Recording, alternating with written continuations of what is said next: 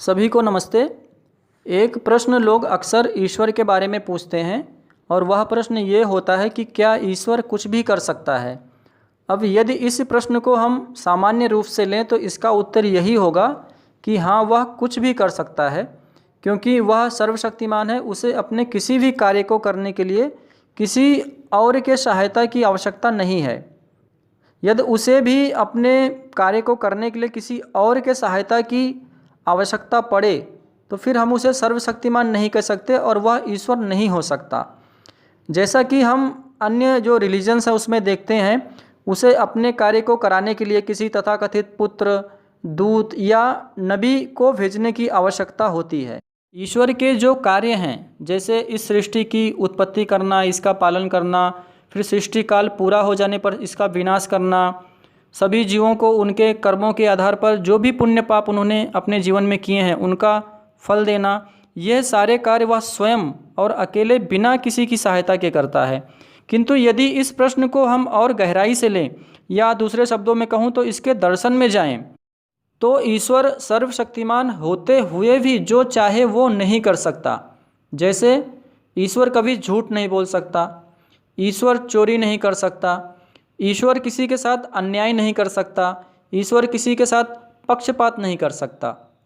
ये उसके स्वभाव के बिल्कुल विपरीत है। जैसा कि हम विभिन्न संप्रदायों में देखते हैं, वहाँ पर ऐसी ऐसी बिना सिर पैर की बहुत सारी मान्यताएं हैं। जैसे जो व्यक्ति ईश्वर पर आस्था रखेगा या तीर्थ स्थलों के दर्शन करेगा, जो खुदा पर ईमान लाएगा, जो गॉड, जीसस या यहोवा के सामने अपने पापों को कन्फेस कर लेगा, स्वीकार कर लेगा या उसकी शरण में आ जाएगा, ईश्वर, खुदा या यहोवा उसके सारे पापों को क्षमा कर देगा। इस प्रकार की बिना सिर पैर की हवा हवाई और जो अनप्रैक्टिकल बातें हैं वे आपको वेदों में या जो वेदानुकूल ग्रंथ हैं, वैदिक ग्रंथ, आर्ष ग्रंथ, उनमें कहीं भी आपको देखने को नहीं मिलेगी।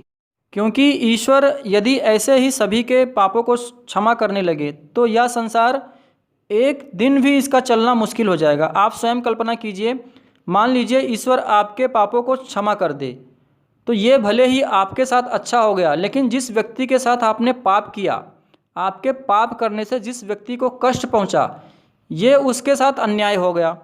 इसी प्रकार से सपोज आपके साथ किसी ने कोई पाप किया और ईश्वर ने उस व्यक्ति को क्षमा कर दिया तो ये फिर आपके साथ अन्याय हो गया, क्योंकि ईश्वर ने उसे कोई दंड दिया ही नहीं।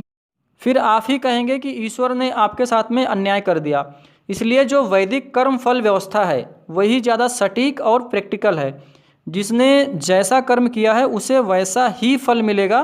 हाँ, इतना अवश्य हो सकता है कि इस जन्म में किए गए जो अच्छे बुरे कर्म हैं उनका फल शायद आपको अगले जन्म में मिले, या पिछले जन्म में आपने जो अच्छे बुरे कर्म किए हैं उनका फल इस जन्म में मिल रहा हो, लेकिन फल अवश्य मिलेगा, कर्मानुसार मिलेगा आपको।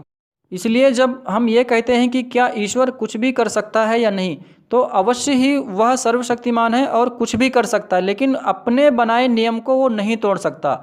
वह झूठ नहीं बोल सकता, वह चोरी नहीं कर सकता, वह अन्याय नहीं कर सकता, वह पक्षपात नहीं कर सकता।